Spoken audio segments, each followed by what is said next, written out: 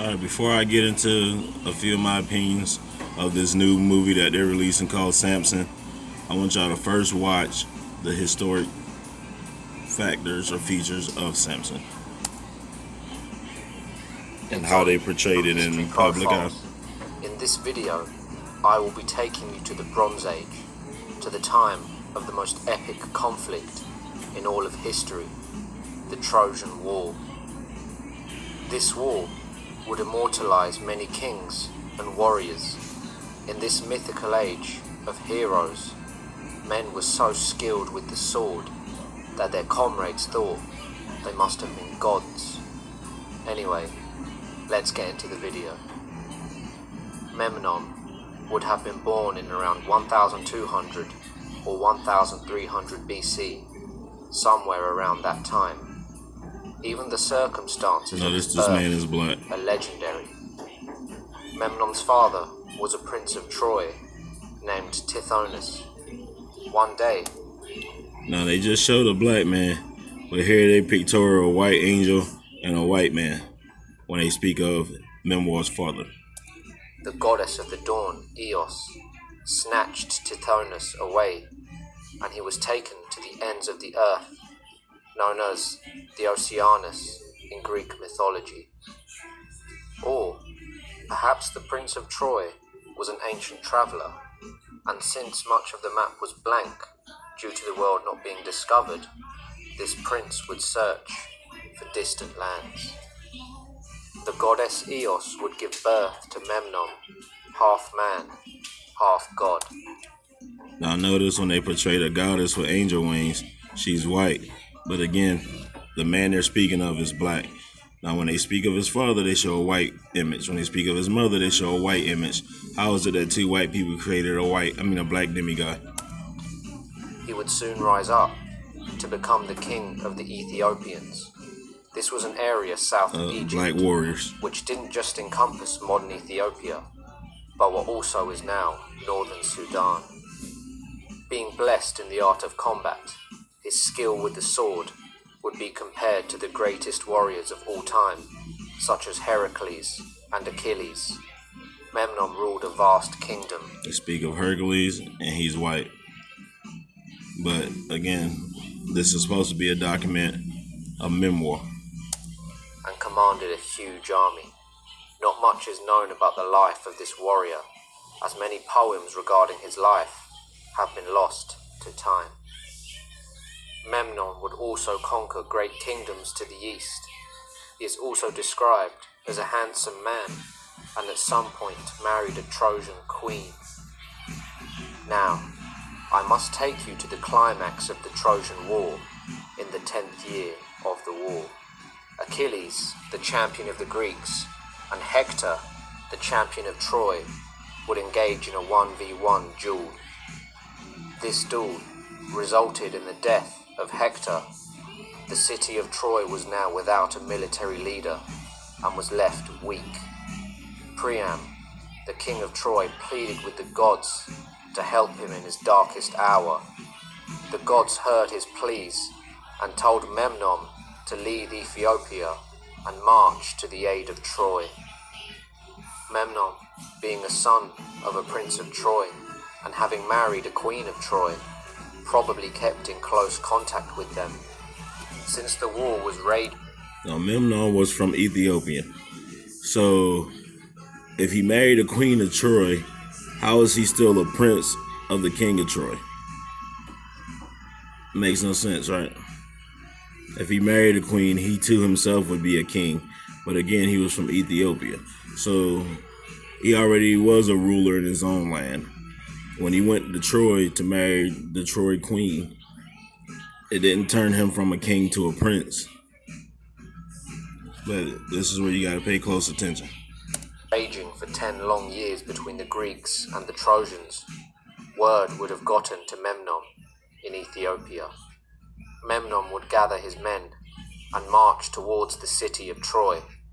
He arrived with men that had a terrifying warlike appearance, and there were so many of them that the city could not accommodate them all, and many of the men had to camp outside the city walls. Memnon arrived into the city after an argument where the rulers of Troy debated if he would show up at all. The army was described as being too big to count, and on his arrival, Priam hosted a huge banquet in his honor. Memnon and Priam would exchange glorious war stories all night of past triumphs. Memnon's tales led to Priam to declare that he would no doubt be the savior of Troy and annihilate the Greeks. However, Memnon was a very humble man and didn't boast at the banquet, as he thought that would be unwise. It is said that the gods favored Memnon, and so great was their love for him that Zeus ordered all other Olympians to stand down and not interfere in the battles ahead, as Zeus wanted to see Memnon's fighting ability. The day after the banquet, both armies would face off against each other, the Greeks on one side and the Trojans and Ethiopians on the other. Memnon and his army attacked the Greeks, and a fierce battle would ensue. The king of Ethiopia was described as riding a chariot and killing all that were in his path. At some point, Memnon... Again, Memnon is from Africa.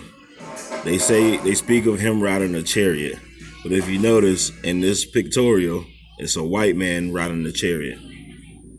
This is what we call whitewashed America. They're speaking of a great ruler of Ethiopia, Ethiopians, but yet subconsciously, by them throwing in white images, your brain programs it to be white leadership. Your brain knows, and if you're strong enough to fight the subliminal messaging, then your brain would know that this man should be black.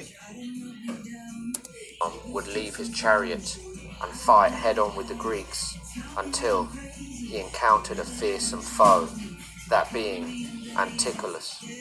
Anticulus was the son of Nestor, the king of Pylos, and the prince was known as a savage warrior. The two warriors clashed, but Memnon would kill Anticulus. A great hero of Greece had just been vanquished. Again, they got another white guy representing Memnon when he was clearly black and from Ethiopia. And if you notice, the only time they actually showed him as a black man was in the introductional videos, and in one picture where it showed him and his soldiers. But if you notice, everybody else in this photo is white. Everybody else. Even Memnon is white in this photo. But why would they pictorial a bunch of white men to represent Ethiopia? After the death of Anticulus, the tide turned in the battle, and the Greeks were driven back to their ships in a panic. They were on the verge of defeat. Nestor, the father of Anticulus, challenged Memnon to a fight as the battle raged on. But Memnon said it wouldn't be just to fight such an old man, and refused. This conveys Memnon's warrior values. He kills when he must, to an opponent he sees as worthy, but will not kill for the sake of it. The Greek army were now about to be pushed into the sea by the Trojans and Ethiopians, and Nestor, still full of grief and rage due to the death of his son, managed to find Achilles on the battlefield. Nestor would tell Achilles to avenge the death of his son, who was also a close friend to Achilles, and he agreed. Achilles then found Memnon on the battlefield and challenged him to a fight and sing. Now that we're back to speaking of Memnon and the black representation, now we have another photo of Memnon being black, but he's being attacked by two white images. When they speak of Achilles, the champion of Greece and Troy. Single combat. Memnon had heard of the great warrior Achilles and agreed to the fight. The two heroes were evenly matched, both favored by the gods and were also rumored to be demigods. The Olympians agreed to help neither of them and would watch the fight with their full attention, as a fight of such skill and speed would never be seen on Earth again. The battle drew to a halt. and men gathered around the two champions to see them clash in what would be the greatest duel in antiquity. It is said that Zeus projected the two men into giants so that all the men on the battlefield and the Olympians in the sky had a full view of this epic battle. The two demigods then clashed, and their speed and skill would leave both gods and men in awe, as their movements seemed to be impossible to recreate. Memnon and Achilles would fight for a long time. The invincible Achilles would bleed due to Memnon's swift attacks. He had done the impossible, though he didn't manage to land a killing blow. However, Achilles managed to get the better of Memnon and managed to thrust his spear through the shield of Memnon and pierce his body. Again, notice what they're portraying. I guess they could be represented as tan, not necessarily white in this photo, but still, if they can shade the background black, why couldn't they shade the background white and portray memoir for the black god or demigod that he truly was? This then left him open for an attack, and Achilles thrust his sword into Memnon's heart. The king of Ethiopia, the demigod and champion of Troy, lay dead on the battlefield. This then caused his entire army to flee in terror. Achilles and the Greeks had such respect for Memnon that they prepared a funeral pyre for him, but some of Memnon's men had stayed to collect the body of their leader, and they buried him, and he was laid to rest in a tomb. Zeus, the king of the gods, then made Memnon immortal, and there is much debate whether this meant that his name was immortalized if he was brought back from the dead, or if he was mummified, where his body would have been preserved.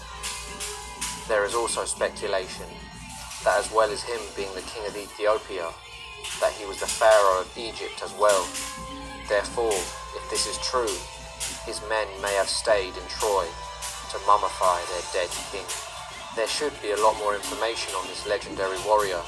However, the poems and literature about his early life and the poem of his death have been lost to time. Now, back to whitewashed America. They say that there should be more on his death, but when they talk about him being mummified and being risen from the dead, doesn't that sound a lot like the movie sequels, The Mummy? Again, portrayed by white men in Africa. Like I said, if you really want to know your heritage and your ancestry, you have to dig into the history of Africa. You can't trust America's perspective of your true roots. And we only have fragments of the work. I believe that this information was lost in the burning of the Library of Alexandria, which was the greatest library of the ancient world, and possibly the greatest library to ever exist. As Memnon played a crucial role in the Trojan War, I thought I'd do a video on him. As in the film Troy, they left this man out of the story, even though he was one of the men who the gods favoured most, and could even match Achilles with his mastery of combat. Anyway. Now with that being said, I want to show you another video.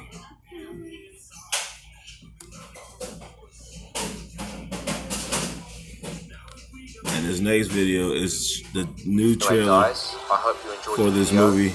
Make sure to like, subscribe and share. And have a great...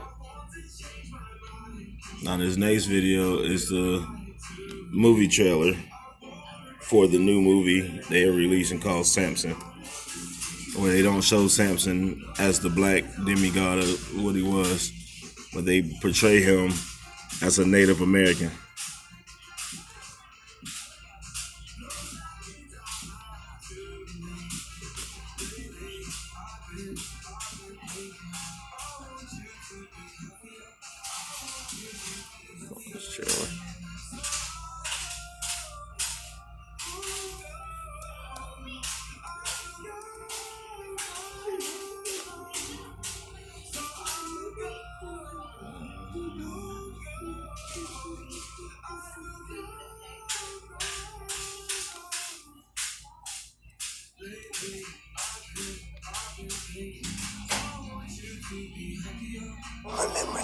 fantasy.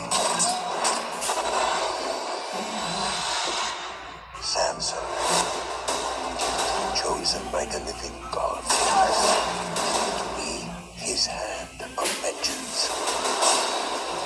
It's his will, but it is not mine.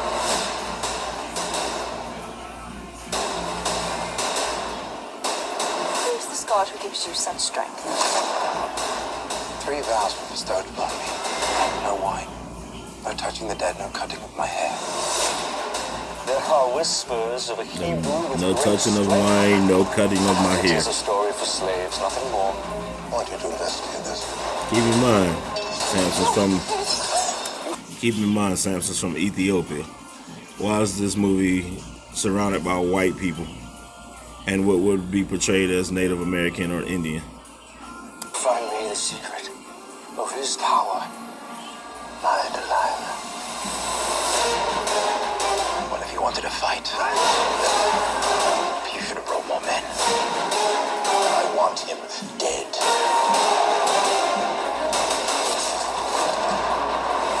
He has the strength of a god. I saw it with my own eyes. He is not a god!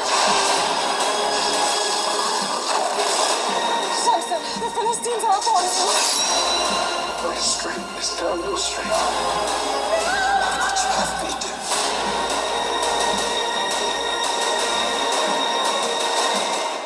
My name is Samson, and you will face the wrath of God.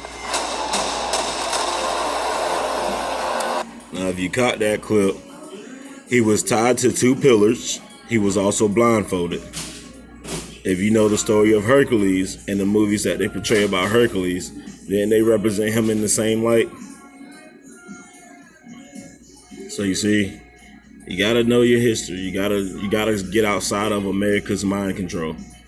Like the word television programming, it got abbreviated to the word TV for sake of conversations, but it literally explains to you. They're telling you visually you're being programmed.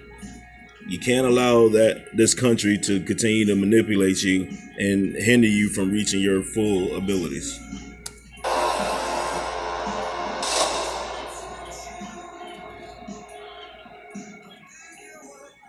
You know.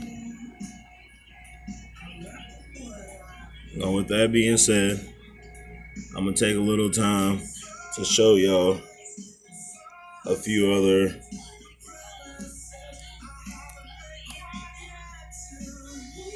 historical demigods, if you will. Like, we all know the story of Thor, right? The demigod Thor. But how many of you know the story of Shango and his wife Onsu?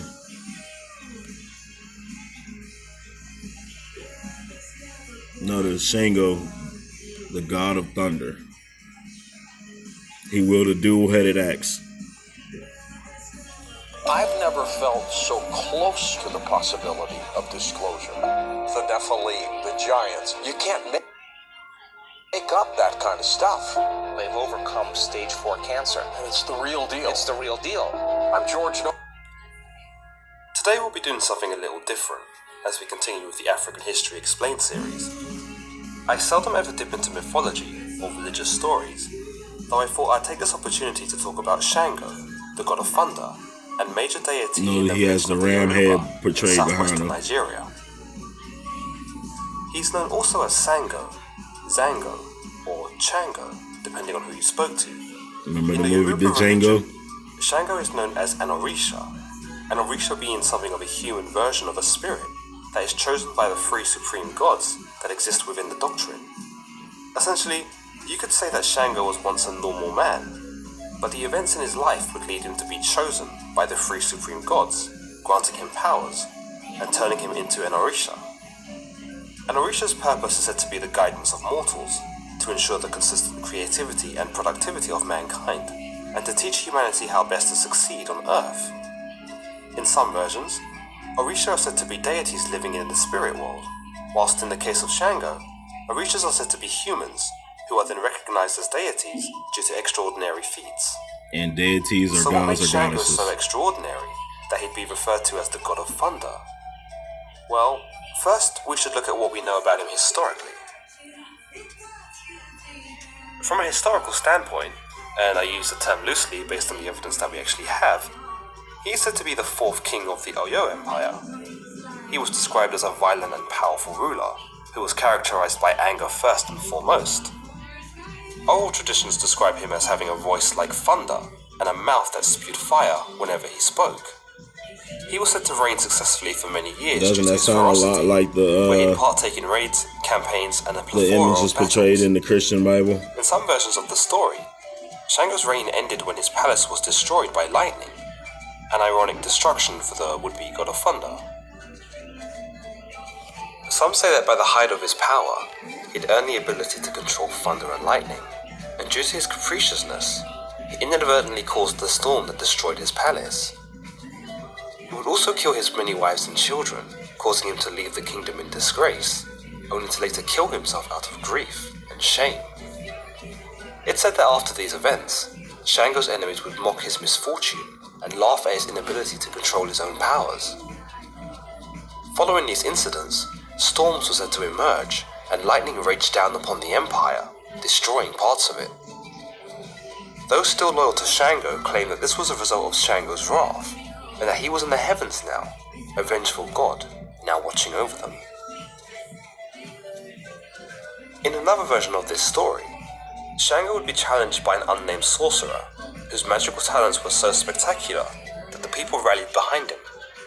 If you know the story of Merlin the Great, King Arthur and the Excalibur. Like a firstborn child, he was quickly kicked to the side when the second arrived. He was considered a disgrace in the eyes of his people, and despite his tyrannical rule, he was now looked upon as a failure by his former subjects. So Shango left the empire ashamed, and unable to face life any longer, he committed suicide by hanging. Those who were faithful to him, however, claim that while he had committed suicide, he wasn't dead, but instead had transcended to the heavens on a chain, potentially a symbol for the rope he had used to hang himself with. They claim that his disappearance was not death, and that the three supreme gods had transformed him into an Orisha. The loyal following of Shango were soon able to secure a place for their cult in the religious system of the Oyo Empire, and grew large enough to be considered an integral part of the society. It would spread even further when Oyo became an expansive empire, and would move out to dominate other Yoruba kingdoms, many who would begin to recognize Shango as their deity. Fire and lightning are often associated with Shango, most likely because of his fierce dominance over the Oyo Empire. In Nigeria, he is the most feared in the pantheon of the Orisha, and is known for casting a thunderstone to earth, which creates thunder and lightning, striking any who has offended him. Rocks and debris that are created by lightning strikes are preserved by the Shango worshippers, and are even used at sacred sites in rituals to this day. Which are known as thunderstorms. Despite fire and lightning, the Oshe, a double-headed battle axe, is also associated quite closely with Shango. Many statues of Shango often show the Oshe emerging from his head, insinuating that, like a bull, he would go head first into his enemies, showing no fear or hesitation. An Oshe is also used by the priests in the Shango priesthood, where when dancing, the priests will hold a wooden Oshe close to their chests so as to form a spiritual protection, as well as swinging it wide in a high arc to banish bad vibes. Speaking of dance, Shango's worshippers also use batter drums in honor of Shango, who was said to use the same drums to summon storms. Let me know in the comments below what you thought about Shango, and whether you'd like to see more. Now, with all that being said, there's a lot that goes into the history of the African gods and goddesses. There's a lot that goes into the research of the Christian beliefs and America's gladiators and superheroes and Avengers today. The biggest thing is, like I said, America has been whitewashed, and many people have grown accustomed to accepting the whitewashed America. So when I post this video, let me know your opinions. Let me know if you have other means of information and knowledge that I have not shared in this video. And as always, you can message me privately. It's your boy, The Voice of Wisdom. I'm out.